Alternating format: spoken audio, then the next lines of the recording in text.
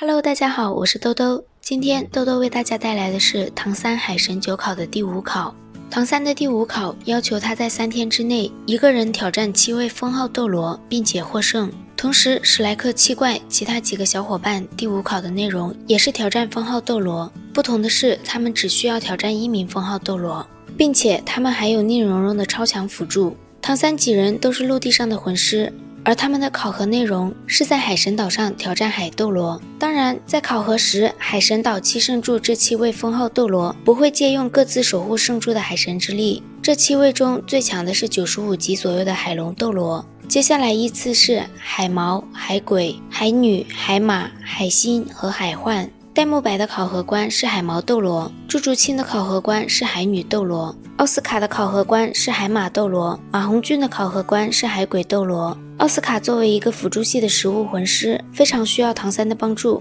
所以唐三第一个挑战的是海马斗罗。海马斗罗的武魂是海马，作为封号斗罗，他的实力并不弱，但可惜的是他并没有自己的领域。虽然这时的唐三只是魂斗罗，在魂力上略输一筹，但唐三的精神力在第3考时已经突破到了与波塞西同一个层次。在海马斗罗使出自己的第9魂技时，唐三也使出了他在第4考中获得的10万年魂技蓝银虎金魔之射。这个技能物理防御无效，一旦命中，不论自身实力有多强，都会强制晕3秒。当然，这个技能能量可以抵御，但抵御释放者的魂力会在技能作用时间内3倍消耗，所以这一战唐三赢得非常轻松。紧接着，唐三开始挑战海毛斗罗。此时的海毛斗罗刚刚结束与戴沐白、宁荣荣的交战，因为轻敌，海毛斗罗在与戴沐白一战中身受重伤。面对这样的海毛斗罗，唐三仅仅只是展示了自己浩瀚的精神力，便轻松赢了这一考核。唐三第3个挑战的是擅长幻境的海幻斗罗。海幻斗罗的武魂是一种极为神奇而又稀有的海魂兽，名叫虚幻之蛇，介于兽武魂与气武魂之间，并且海幻斗罗是7圣柱中2个拥有天赋领域的斗罗之一。在封号斗罗这个层次，天赋领域可以最大程度的发挥出来，挖掘敌人内心最痛苦的经历加以打击，是海幻斗罗的领域特性。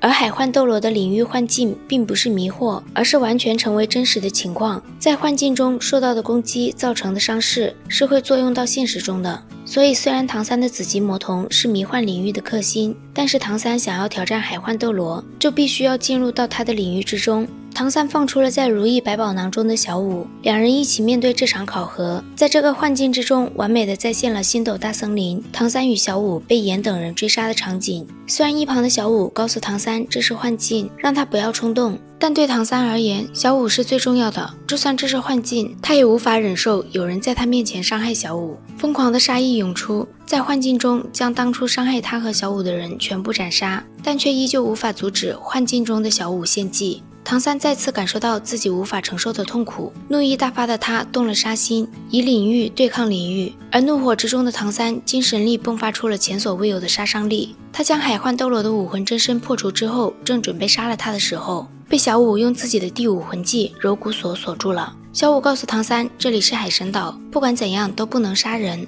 面对小舞，唐三即使再不甘心，也只能放过海幻斗罗。这一场战斗结束，唐三不管是魂力还是精神力消耗都非常大，整整修炼了2个时辰，唐三才往下一个目标前行。下一个目标是胖子的考核官海鬼斗罗。这一场战斗并没有用什么笔墨描述，只说了不管是胖子还是唐三小舞都是十分轻松的获得了胜利。再接下来就是唐三独自面对海星斗罗的战斗。唐三知道这一场战斗对自己来说会是一场恶战，因为海星斗罗和他一样是一名控制系魂师，而且因为唐三已经打败了7圣柱中的4位，所以海星斗罗并不像前几个斗罗一样轻敌。海星斗罗的武魂是海星，他的4肢和长发就是他的触手，触手上有无数的圆形吸盘。作为控制系魂师的他和唐三的技能有点像，而对付高等级控制系魂师最好的方法就是以控制对控制。两人交手时，唐三发现海星斗罗的圆形吸盘竟有吞噬的能力。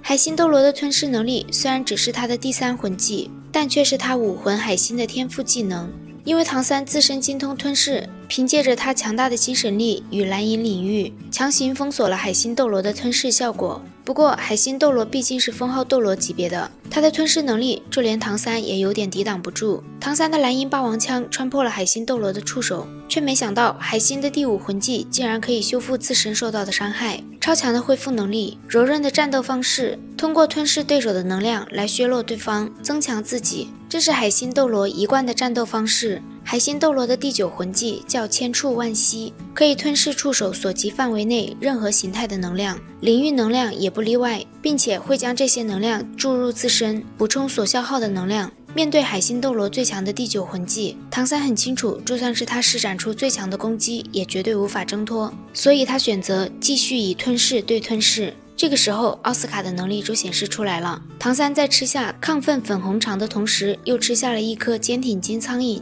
他发动了蓝银虎鲸魔之射，将海星斗罗强制晕了3秒，随后便用八蛛矛狠狠地刺入了海星斗罗的本体之上。作为外附魂骨，八蛛矛可以说就只有一个吞噬技能。在坚挺金苍蝇的作用下，八蛛矛的吞噬能力直接被提升到了150%，而且八蛛矛自带超强毒素。当海星斗罗从晕眩状态中清醒过来，便发现自己的魂力、生命力飞速流逝，连自己的第9魂技维持起来都变得困难。与此同时，吸收着海星斗罗能量的唐三正在飞速的恢复魂力，最终海星斗罗败在了唐三的吞噬以及冰火剧毒之下。与海星斗罗的战斗结束之后，便是竹青的最后一考，挑战海魔女、海女斗罗。海魔女是美人鱼一族，属于半人半海魂兽，天赋能力是读心术。海魔女或许并不是很强大，但作为在战场上可以随时聆听对手心思的封号斗罗，她是非常难缠的。他对自己非常自信，结果却输在了朱竹清和吃了奥斯卡复制镜像场的宁荣荣的手下。唐三并没有趁着海魔女受伤而攻击她，他主动提出听海魔女一曲镇海神曲。海魔女的第9魂技是镇海神曲，超大范围攻击技能，凭借着敌音的攻击，令听闻者无法产生出任何反抗的念头，在敌音中消亡。这个魂技是精神层面的攻击，而唐三之所以选择听海魔女一曲，是因为在朱竹清挑战海魔女时，他体内的魂力突然出现了异变，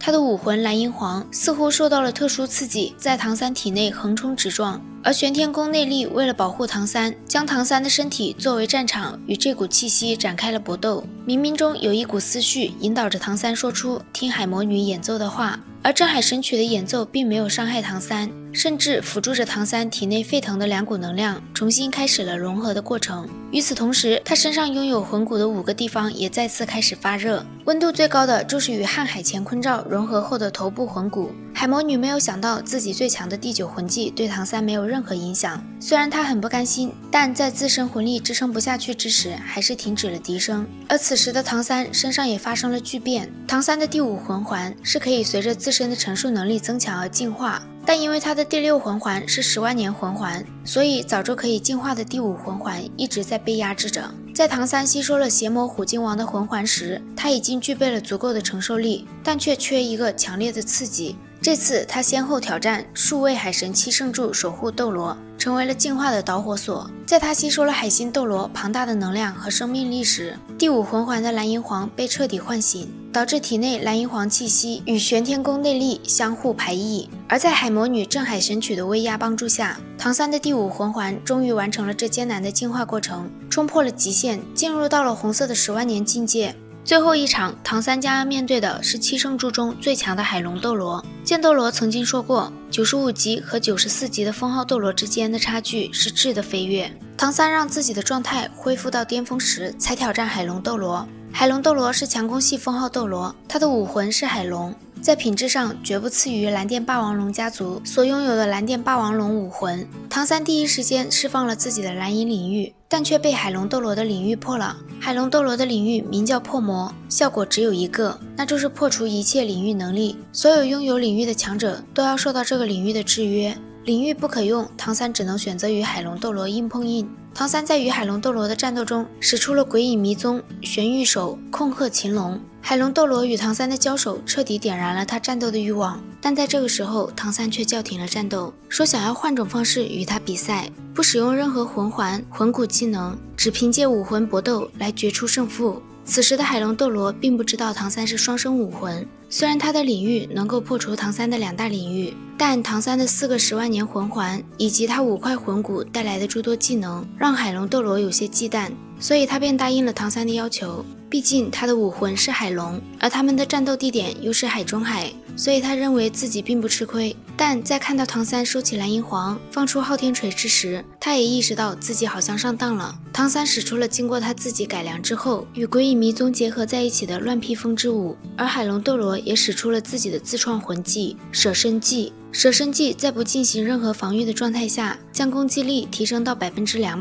两人硬碰硬的结果就是2败俱伤。唐三虽然不能武魂附体，但他与昊天锤浑然一体，昊天锤承受了海龙斗罗绝大部分的攻击力，而且唐三在拥有了5块魂骨、4大10万年魂环之后，他身体的强悍程度绝不在海龙附体的海龙斗罗之下，甚至还要更加强韧。而且昊天锤乃是一切强攻系武魂的克星，不论对战的强攻系武魂有多么强悍，昊天锤自身所附带的魄力效果都会带给对手沉重的打击。海龙斗罗以肉体与昊天锤碰撞，占便宜的绝对是唐三。而后唐三凭借着蓝银皇与昊天锤的无缝切换，在海龙斗罗的攻击下又来了几回。最后唐三用前世唐门的控鹤擒龙以及暗器和毒，海龙斗罗为了抵挡住唐三带了毒的暗器，不得已使用了魂技。因为两人的约定是不可以使用魂技的，所以唐三成功的挑战了海龙斗罗。从开始挑战第1位圣柱守护者到成功挑战7位圣柱守护者，唐三仅仅只花了11个时辰，不到总时间的1/3。好了，关于海神9考的第5考，豆豆就讲完了。1天不到的时间之内，先后打败7位封号斗罗，唐三真的太逆天了。动漫也已经开始向海神岛前进了，我还是比较期待的。今天就到这里啦，如果小伙伴们喜欢豆豆的视频，欢迎点击订阅关注，豆豆会持续带来斗罗大陆相关的视频。我们下期再见，拜拜。